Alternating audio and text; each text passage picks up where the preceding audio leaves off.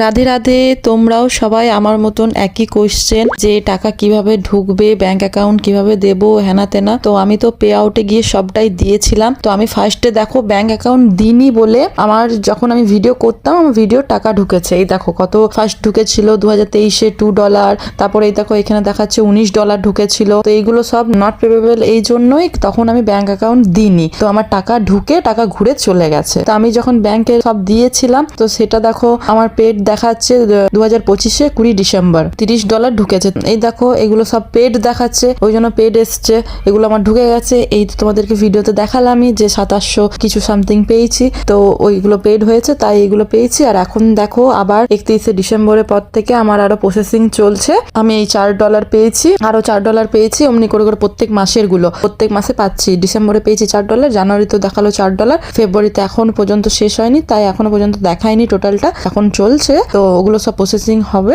যখন $25 হয়ে যাবে তখন আমাকে সবটা দিয়ে দেবে ফেসবুক আবার। তো অমনি করে করে হয়েছে। আর আগের গুলো তো আমি পাবো না, আগের গুলো ব্যাংক অ্যাকাউন্ট দিইনি, তাই ওগুলো রিটার্ন চলে গেছে। আর যেগুলোতে ঢুকেছে সেগুলো আমার $19 ঢুকেছিল, ওটাও চলে গেল। তখন আমি অ্যাকাউন্ট দিইনি, তখন আমি গাফিলতি করে ভিডিও করতাম, আমার ভিডিওতে ভিউজ হতো, কিন্তু আমি গাফিলতি করেছি, দিইনি। যাই হোক আমার ভুল। তো তোমরা দেখো, দেখে নাও, তোমরাও এমনি করো, আমার মতন ভুল করো না।